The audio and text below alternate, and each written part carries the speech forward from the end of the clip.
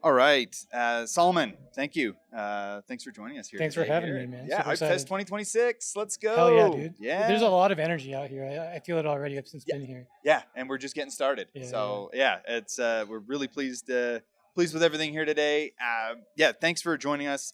Obviously, you're from Button. You guys are looking to make BTC productive. Yeah, I think Yeah. the best way to think about Button is we're an on-chain yield company. So we have these vaults on Hyper EVM, and then we use Core Writer to transfer that value over to Hypercore, and then we execute sort of like sophisticated strategies directly on Hypercore. The first product we're starting with is a Bitcoin yield product. So you come in, you deposit your Bitcoin into our vault, and then we pay you a yield in Bitcoin using the basis trade on Hyperliquid. Yeah, amazing. Okay, so like I guess yeah, Hyperliquid kind of makes this the optimal place for Yeah. unlocking BTC's potential here because of like you kind of mentioned like the hyper or, core writer and everything else. Eh? Yeah, So yeah. I mean, Hyperliquid, broadly, we think like three things are really, really important for like a yield product. One is like transparency, right? So like in the aftermath of kind of like BlockFi and last cycle, everyone's kind of got blown up, and like being able to see like what a sort of like a vault product is doing like on chain very Mhm. directly, we think is like super, super important. The second thing Hyperliquid gives us is like really good capital efficiency. Yeah, eh? And Yeah. so, like if you look at, portfolio margin and sort of like HIP3 cross margining, like the idea that you can have like a long on gold with like a short from a different provider on like, let's say, on NASDAQ, and you can kind of cross margin that is really, really important because the more capital efficient the structure is underneath, the more yield you can kind of like drive out of the same capital, right? And then the third thing for us is like the universe of sort of like assets that we can trade for yield products is like really important. And so like with Hyperliquid coming out with things like outcome markets, that's actually really, really interesting for a BTC Yep. yield product Okay. because you can sell covered calls, for example, on Bitcoin. And you can do that all on chain, which we think is like really unique and awesome for Hyperliquid. Yeah, absolutely. And I see more. I see a lot more traditional folks. I being curious about covered calls and whatnot. I'm curious if that's going to help bring people into the ecosystem as well.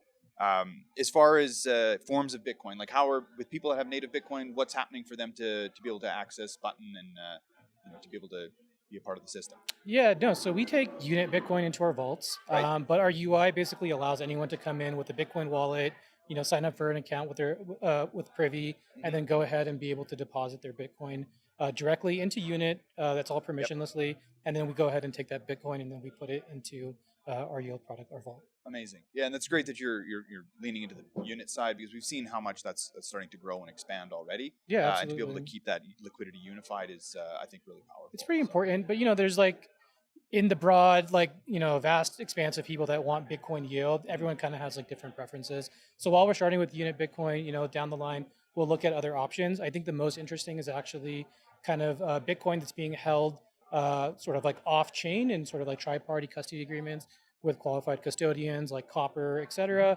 And this really targets more of like your institutional players who might have somewhat of like a reason to keep their Bitcoin in a very specific sure. custody pattern, but still want to be able to interact with kind of like the vast DeFi world of yield. Yeah. And so we're kind of excited to be working on that as well. Cool, cool. And maybe a little bit more technical stuff. What about some DLC vaults and that kind of stuff? Is that anything on your radar?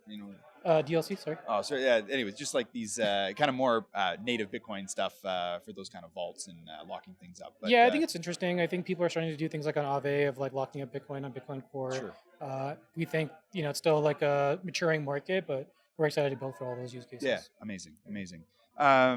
Yeah, then how other ways I guess that we can help pull people away from like CFI stuff and kind of bring them on. What's some other kind of strategies or ideas there? Yeah, I think like ultimately, if you look at the institutional side, actually, like I think Hyperliquid long term will be the clear winner. And the reason is that like if you're like an institution and you're trying to like underwrite risk of some sort of like yield product, if that yield product is like, hey, we execute our trades like on Binance, and there's no way for anyone to really know, hey, like how is Binance doing their liquidation? What are their rules? They might tell you what they are, but there's nowhere to really verify it. Versus like the openness and transparency of Hyperliquid, people can today verify like, hey, why did a liquidation happen? What is he ordering? And those things are really, really important for underwriting Yeah. risk. So I think the transparency and openness will really kind of drive it there. And then for like retail, you have to really like make it invisible to the user. I think we've always been talking about this for the past 4 or 5 years. It's not quite there yet, but I think the building blocks are there, right? You have like Privy, and then you have Yeah. gasless transactions on Yeah. Hyperliquid. I think the pieces are starting to come together where you can really build a sex-like experience without sort of the actual sex. Yeah, absolutely. And I think that's a massive piece of it that we can unlock is like not only making it accessible for just retail that is familiar with crypto, but even like making this accessible to Bitcoiners. Yeah, Because yeah. I do see with a lot of Bitcoiners, they are not familiar with this type of stuff. You start showing them some sort of a new wallet, you know, Yep. like an EVM style wallet, and it's just breaking their brain. Yeah, I mean, most people that have been successful with Bitcoin have gotten successful by doing absolutely nothing, Nothing. with it, Yeah. right? And now, but like over time, the volatility profile of Bitcoin will change, and the reasons why somebody's holding it will also change. Yes. And we want to build towards that future. Yeah, beautiful. Well, it sounds like that's a pretty amazing thing to build towards. I'm excited about it. When can we expect you guys to be in kind of open launch? Yeah. Well, I've been telling my co-founders in a couple of weeks, probably for the past couple of months, but we're almost there. We finished our last round of audits. We think we'll start to roll it out in the next couple of weeks. We're going to build it out slowly. Start with sort Sure, of like of course. whitelisted testers. Make sure we're doing it like in a safe way. But hopefully we'll start making some noise soon here. Amazing. Well, we sure look forward to it. And yeah, thanks for being here today. Thanks for all your insight into this and Hyperliquid. Hyperliquid. Appreciate it.